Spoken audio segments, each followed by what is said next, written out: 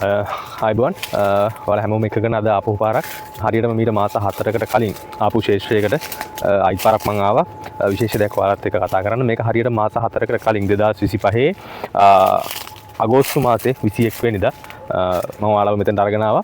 මේක මේ කුරුඳු කැපෙන දවස්වල කට්ට තැලීමේ ක්‍රියාවලිය. කුරුඳු කට්ට තලනවා කියලා කියන්නේ කොහොමද? කට්ට එකතු කරගන්නේ කොහොමද? ඒතර ඒකෙන් ඉදමට තියෙන ප්‍රතිලාභ මොනවද? මේ දේවල් ගැන කතා කරන්න මම ඔයාලත් එක්ක මේ ඉදමට ආවා හරියට මාස 4කට කලින්. දැන් ඊට හරියට මාස 4කට පස්සේ මම ඔයාලව ආයි මෙතෙන්ට එක්කගෙන ආවේ. එක විශේෂ දෙයක් කතා කරන්න. අද මේක වීඩියෝ එක රෙකෝඩ් කරන දවස 2025 දෙසැම්බර් 21 දවස. මේ ඉදමේ දැනට ඔයාලට බලන්න පුළුවන් කමක් තියෙන මේ සියලුම කුරුඳු පැල මීට මාස 4කට කලින් කුරුඳු අස්වැනු නෙලීමෙන් අපට ලැබිච්ච අලුත් පරම්පරාව තමයි බලන්න පුළුවන්කමක් තියෙන්නේ. ඔයාලත් එක්ක අද දවසේ ඇත්තටම කතා කරන්න බලාපොරොත්තුවක් තියෙන්නේ අපේ තියෙන අස්වැනු නෙලීමේ කාලවකවානු. එහෙම නැත්නම් කාල ප්‍රාන්තර අපි කියන ඉන්ටර්වල්ස් කියලා. ඒතර මේක ගොඩක්ම ජනප්‍රිය කාල අන්තර තුනක් අපි ශේෂ්ත්‍රයේදී අපි අඳුර ගන්නවා. එකක් තමයි මාස 6න් 6ට ඒක තමයි දෙපාර්තමේන්තු නිර්දේශ සහ වඩාත්ම ඵලදායී ප්‍රතිඵලදායී මේ විදිහට දැනට තියෙන පිළිගැනීමක් තියෙන කාලාන්තරය.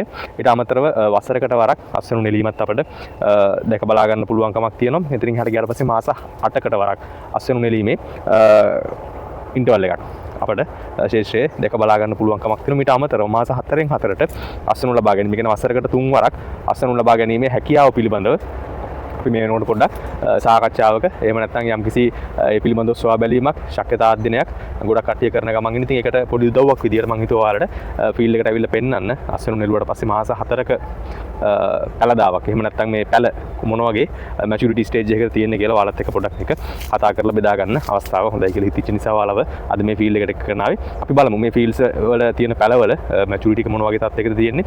ඒ වගේම අපිට මේක මාස 4න් අස්වැනු නෙලනවා නම් මොන වගේ ගැටලුද සහ මොන වගේ ප්‍රතිඵලද ලබා ගන්න පුළුවන්කමක් තියෙන්නේ කියලා අපි වීඩියෝ එකට යමු. හරි අපි බලාගෙන යමු පැලෙන් පැලේ පඳුරෙන් පඳුර මොන වගේ තත්ත්වයක්ද තියෙන්නේ කියලා. මේ තියෙන ඇතරම මාස 4කට කලින් අස්වැන්න නෙලනකොට ලැබිච්ච අස්වැන්න ප්‍රමාණයක් ඇතර මේක දැන් අඩි 5කට ආසන්න ප්‍රමාණයකට උසර වර්ධනය වෙලා තියෙනවා සමහර පැල. මේ ඇතරම හැම පැලයක්ම එක හා සමානවම එකම වර්ධන වේගයක් අපිට බලා ගන්න පුළුවන් කමක් නැහැ. සමහර පැල තියෙනවා සාපේක්ෂව මේ පඳුරට සාපේක්ෂව මෙතනම අනුයාතව ළඟම තියෙන පඳුර ගත්තොත් එහෙම ඒක අඩි 4ක වගේ උසට ගියපු පැල තියෙනවා. ඒකත් එක්කම ඒ ආසන්නම තියෙනවා සමහර උසටම හැදිච්ච පැලේ තවමත් අඩි 3ක් විතර වගේ ප්‍රමාණයක් තමයි අපිට දැක බලා ගන්න පුළුවන් කමක් තියෙන්නේ. හරි. ඕකේ. අපි බලමු දැන් මේ කපපු පඳුරු වල ආපු පැල වලින් කොච්චර ප්‍රමාණයක් මේ වෙනකොට හොඳ මට්ටමේ තියෙනවද කියලා. මේ මුලින්ම කුරුඳු පඳුරේ මුල පිළිසිඳු කරගමු. ඒකට අපිට බලා ගන්න ලේසි. වැලි කොළ ටික අපි පුරලා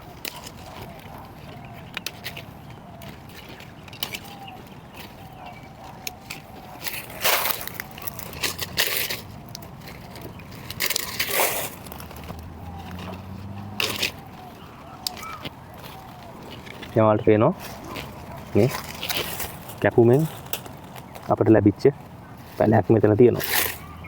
මේක පඳුරට සම්බන්ධ වෙච්ච ස්ථානේ තමයි මේ තියෙන්නේ. මේක පඳුරට සම්බන්ධ වෙච්ච ස්ථානේ මේ තියෙන්නේ.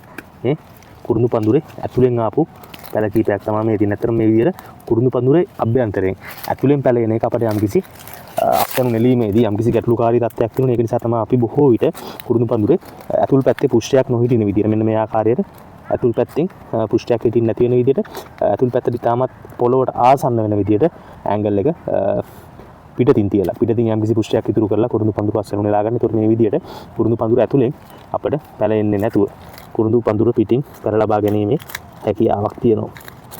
හරි. දැන් අපි අස්වැනු නෙලා ගන්න ගියාට පස්සේ ඇතර මේක මාස 4න් 4ට හෝ මාස 6න් 6ට සූදානම් කරපු ඉඩමක් නෙවෙයි තියෙන්නේ. මේක වසරකට පාරක් අස්වැනු නෙලා ගැනීමට සූදානම් කරපු ඉඩමක් තියෙන්නේ. ඉතින් ඒක නිසා මේක අපිට බොහෝ විට හැම තැනකම වගේ ජෙනරේෂන්ස් දෙකක් එහෙම නැත්නම් පරම්පරා දෙකක් තමයි ඔයාලට බලා ගන්න පුළුවන් කමක් තියෙනවා. මම හිතනවා ගොඩක් අයට මේ පරම්පරාව කියන එක පිළිබඳව එහෙම නැත්නම් තමන්ගේ කුරුඳු ඉඩමට ගියාට පස්සේ මේ කුරුඳු ඉඩමේ පරම්පරා හඳුනා ගැනීම පිළිබඳව ඉතාමත් හොඳ අත්දැකීමක් හෝ අවබෝධයක් නැහැ කියන එක අපි සාමාන්‍යයෙන් මේ වගේ වසරකට වරක් අස්වැනු නෙලන කුරුඳු ඉඩමක අපිට බොහෝ විට දැක බලා ගන්න පුළුවන් කමක් තියෙන්නේ. බොහෝ විට ගොඩක් පඳුරු වල ජෙනරේෂන්ස් දෙකයි. ඒක තමයි ඊළඟ අස්වැනු නෙලීම් කාලයේදී අස්වැනු ලබා දීම සඳහා සූදානම්ින් පවතින තරුණ ගහ ඒකත් එක්කම තමයි අනිත් ජෙනරේෂන් එක තියෙන්නේ. අපේ පසුගිය කැබුම් වාරයේදී අස්වැන්න ගන්නකොට අපිට ලැබිච්ච පැල පළදාව. ඔන්න ඔය කියන ජෙනරේෂන්ස් දෙක තමයි තියෙන්නේ. එතකොට මුළු අවුරුද්ද පුරාම අපිට මේ පඳුරු වල ජෙනරේෂන්ස් දෙකක් තමයි බොහෝ විට බලා ගන්න පුළුවන් කමක් තියෙන්නේ. ඊට අමතරව තනින් තන තුන්වෙනි ජෙනරේෂන් එකකුත් මේ කාල සීමාව අතර මැද යම්කිසි වර්ධනයක් තියෙන අතරින් පතර එහෙම නැත්නම් ඕවම චූ වෙච්ච පැල ගස් බලා ගන්න පුළුවන් කමකුත් තියෙනවා. ඊට අමතරව අපි බලාපොරොත්තු නොවුණු කාල සීමාවලදී අස්වැනු නිලීම් කාල සීමාවේදීම නොවි වෙනත් කාල සීමාවල් වල තනින් තන ලැබුණු පැල යම්කිසි අතරමැදි අවස්ථාවල වර්ධන වේගයන් එක්ක වර්ධනයන් එක්ක අපිට බලා ගන්න පුළුවන් කමක් තියෙනවා. හරි. මේ අස්වැන්න අපි පොඩක් මේ ජෙනරේෂන් ගැන කතා කරන්න ගත්ත නිසා එකත් කතා කරමු.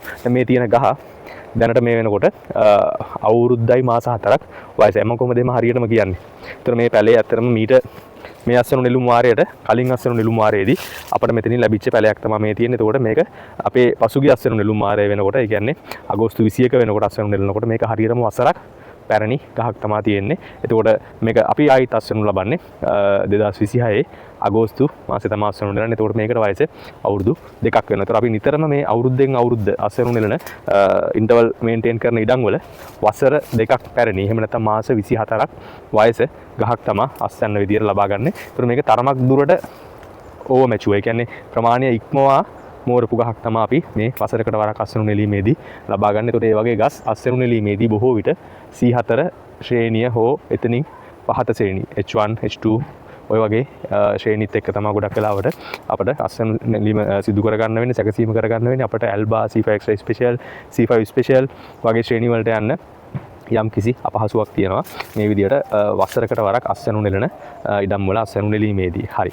අපි දැන් කතා කරන්න ආපු කාරණේ තමයි දැන් මේ තියෙන ඇත්තටම ඔයාලට පේන්නේ මාස 4ක් වයස පැල. ඒතර මේවා අස්වැනු නෙලීමේකදී එනවා පොඩි ස්ට්‍රෙස් එකක්. එකක් තමයි මේක අපි ගස් කපලා බිම දානවා, පෙරලනවා.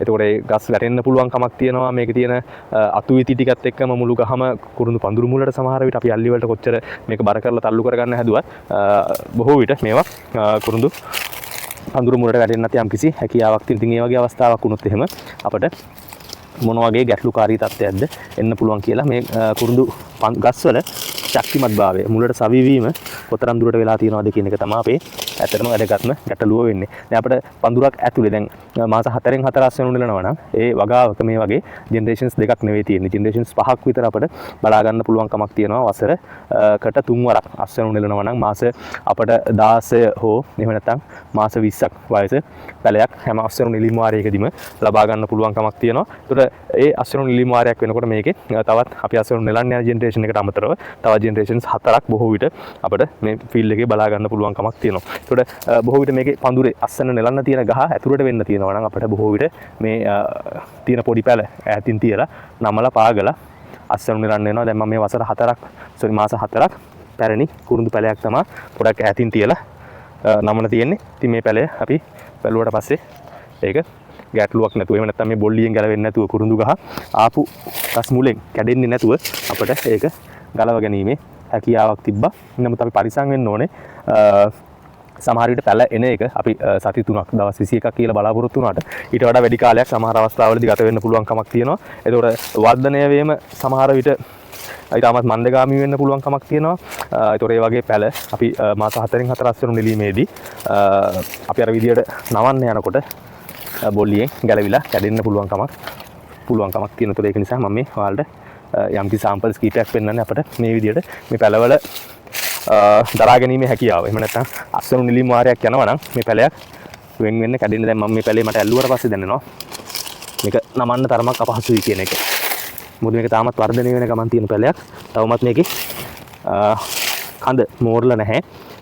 පැලේත් නවලා පා ගන්න වගේ අස්වැනු නිලීම් වාරයක් සඳහා. ඒක නිසා මේක බලමු පොඩ්ඩක් ඈතින්. ඔව් නෑ බැරි කමක් නෑ.